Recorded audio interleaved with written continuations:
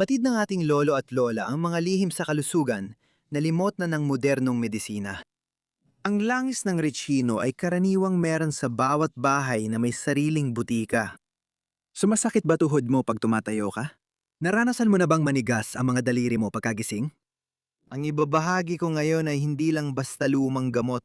Isa itong natural na terapya, suportado ng mga siyentipikong pag-aaral na napapakita ng ginhawa sa sakit na kasing epektibo ng mga karaniwang gamot.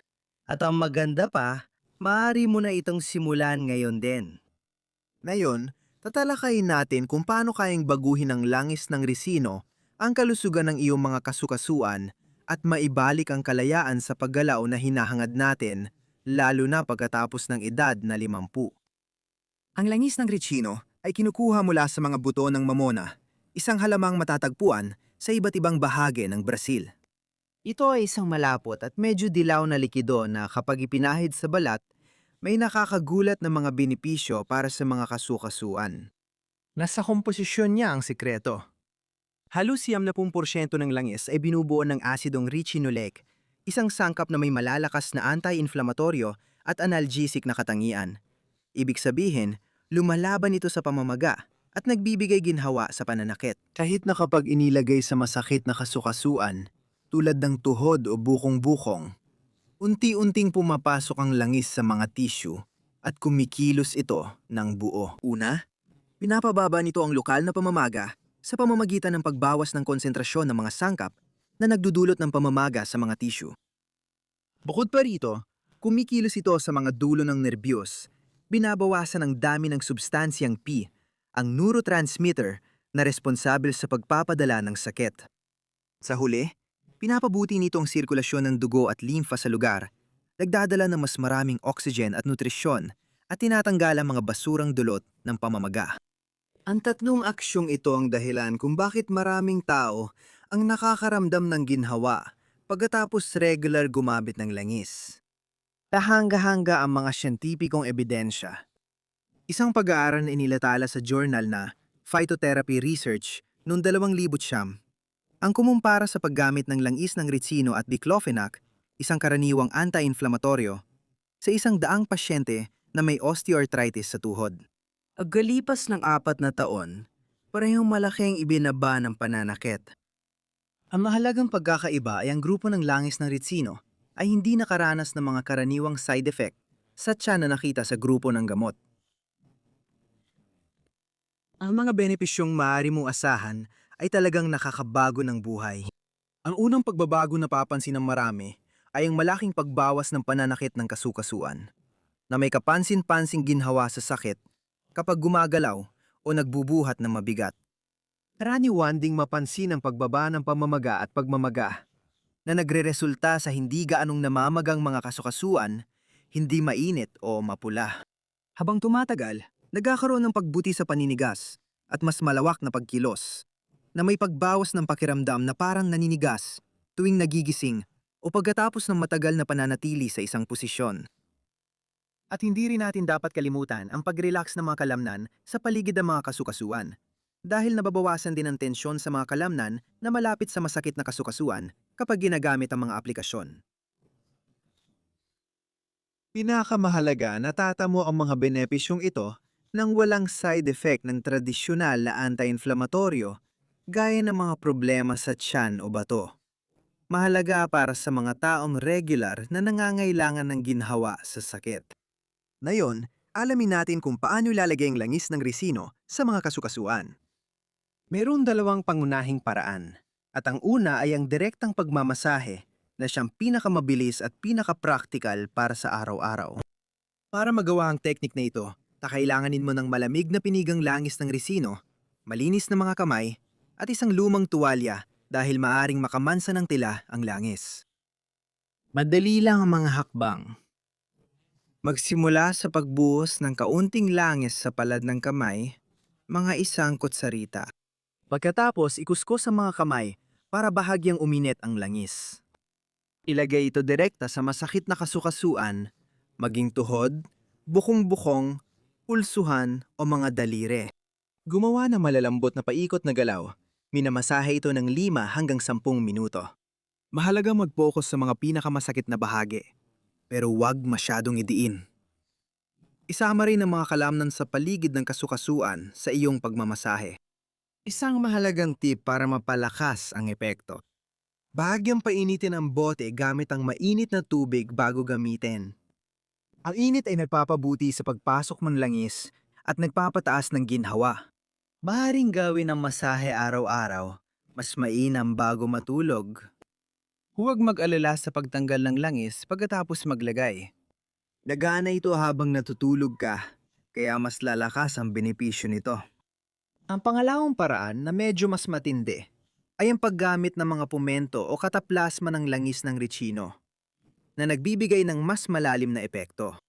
Para sa pamamaraang ito, kakailanganin mo ng cold press na langis ng ricino, isang piraso ng flanela o bulak na mga 20 by 20 cm ang laki. Plastic na pambalot na karaniwang ginagamit sa kusina. Isang hot water bag o heating pad. At isang lumang tuwalya para protektahan ng mga ibabaw. Nagsisimula ang proseso sa pag-init ng langis gamit ang double boiler. Pagkatapos, ibabad ang tila sa langis hanggang sa ito ay maging puspos, pero hindi tumutulo. Ilagay ang tela direkta sa masakit na kasukasuan at takpan ito ng plastic wrap para maiwasan ang mansa sa damit o muebles. Pagkatapos, ilagay ang mainit na bote ng tubig o heating pad sa ibabaw at mag-relax. Hayaan itong tumalab ng 30 hanggang 60 minuto. Pagkatapos ng oras na yon, alisin ang pumento at punasan ng sobrang langis kung nais mo. Tip para makatipid sa langis. Ang telang binabad ay maaaring itago sa isang saradong lalagyan at magamit muli ng maraming beses. Magdagdag lang ng dagdag na langis kung kinakailangan. Mas epektibo ang pumento sa matinding pananakit kapag inilalagay ito 3 hanggang 4 beses sa isang linggo. Habang gumubuti ang pakiramdam, maaari mong bawasan ito sa 1 o 2 beses sa isang linggo bilang pangangalaga.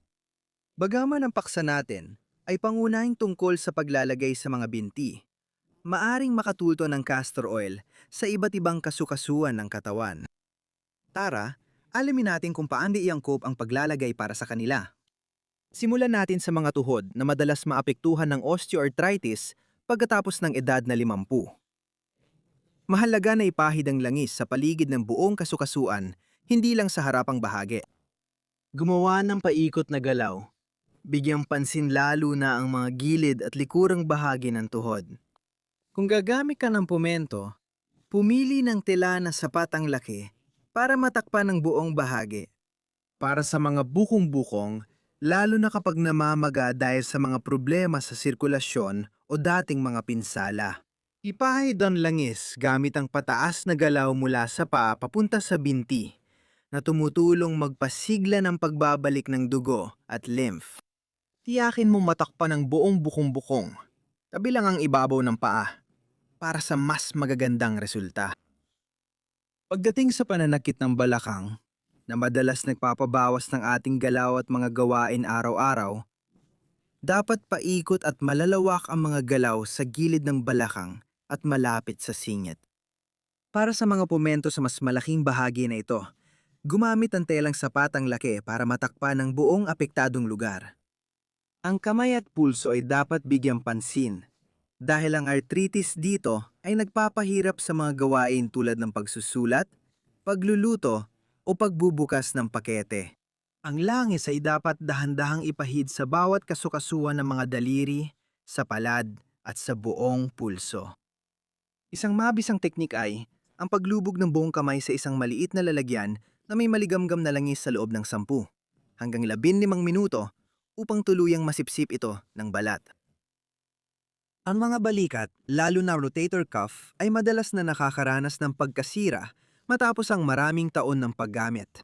Sa pag-aalaga sa bahaging ito, ipahid ang langis sa buong kasukasuan, kabilang ang harap, gilid at itaas ng braso. Gamitin palagi ang malalambot na paikot na galaw para maiwasan ang dagdag na discomfort. Sa huli, para sa pananakit ng gulugod, lalo na sa bandang ibaba ng likod, ipahid ang langis sa kahabaan ng apektadong bahagi gamit ang banayad na masahe.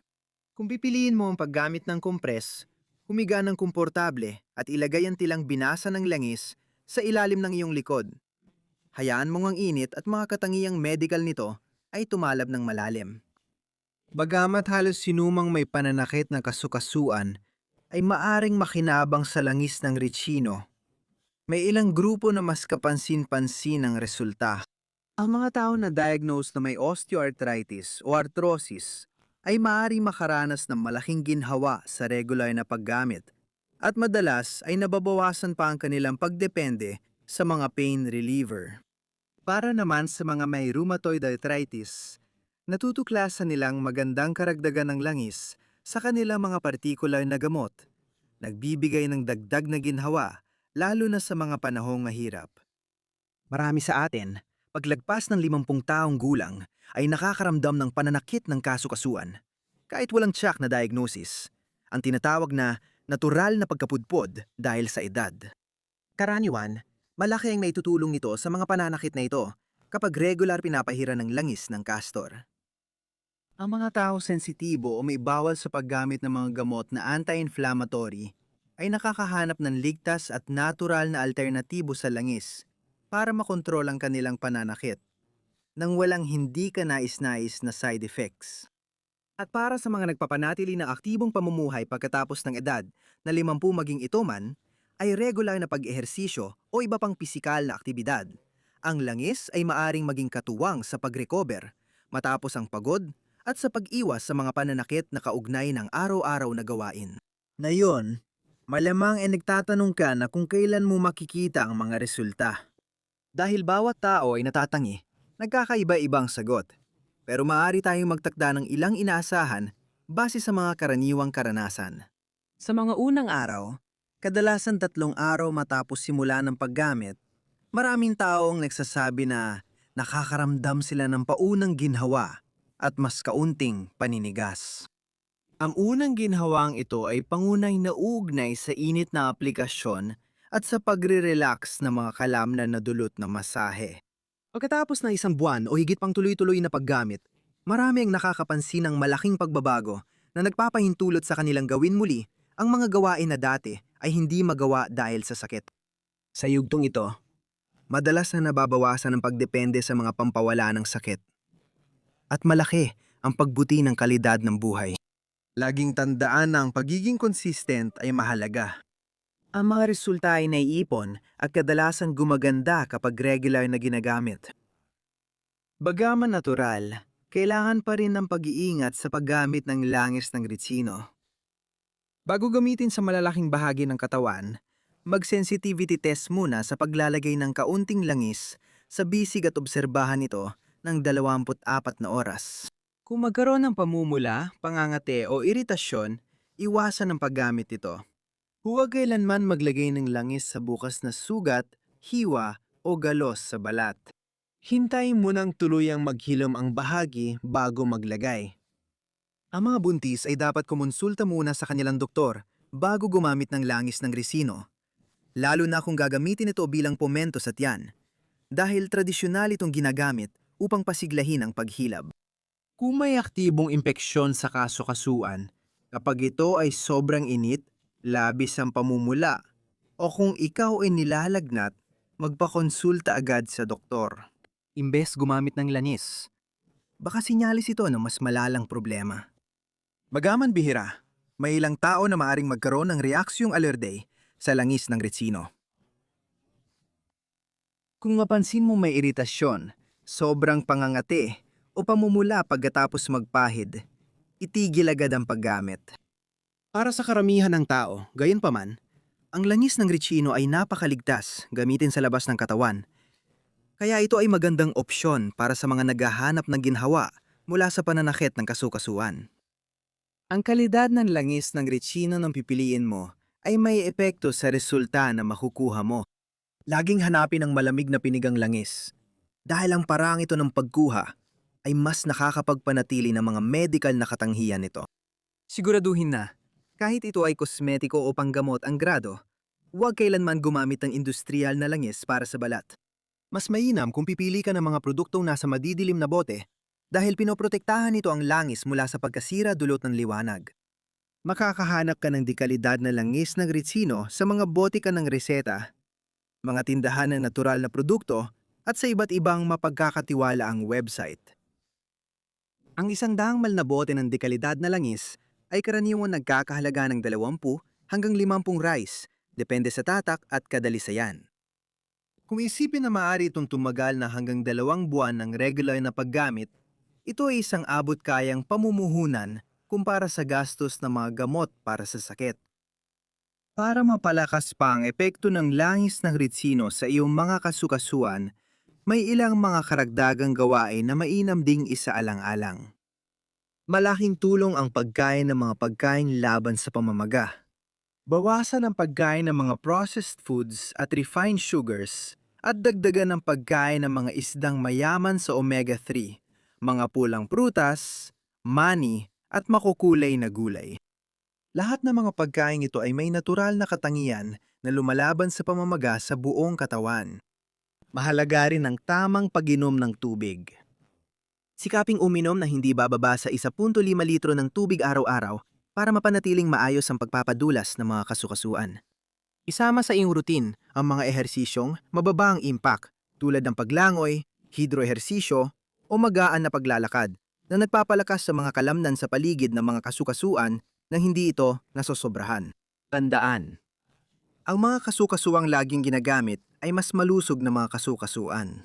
Kung ikaw ay lampas sa tamang timbang, bawat maliit na bawas ay malaking ginhawa para sa iyong mga kasukasuan, lalo na sa tuhod, balakang at bukong-bukong. Kahit ang kaunting pagbabawas ng timbang ay maaaring magdulot ng malaking benepisyo sa kalusugan ng mga kasukasuan. Ang langis ng ritsino ay nagbibigay ng natural, abot-kaya at ligtas na alternatibo para maibsan ang pananakit ng mga kasukasuan at mapabuti ang pagkilos pagkatapos ng edad na 50. Ang mga benepisyo nito ay sinusuportahan ng tradisyonal na karunungan ng ating mga ninuno, pati na rin ng mga makabagong siyentipikong pag-aaral na nagpapatunay sa mga katangian nitong nakagagamot. Ang susi sa tagumpay ay ang pagiging consistent at ang pasensya. Simulan sa simpleng araw-araw na paggamit at obserbahan ang pagbabago bawat linggo. Maraming tao nakakabawas ng malaki sa paggamit ng gamot para sa sakit at nakakabalik sa mga gawain na iniwan nila dahil sa pananakit ng kasukasuan. Tandaan ang langis ng Ritsin ay mahalagang karagdagan sa iyong pangangalaga sa kalusugan. Makapangyari ang kasangkapan nito para mapabuti ang kalidad ng iyong buhay araw-araw at mapanatili ang iyong independiyang makakilos ng mas matagal. Alam mo na ba ang paggamit na ito ng langis ng Ritsin? May tanong ka ba kung paano gamitin ito? Magkomento at mag-subscribe para sa higit pang natural na kalusugan content matapos ang 50 Kita Kits sa susunod na video.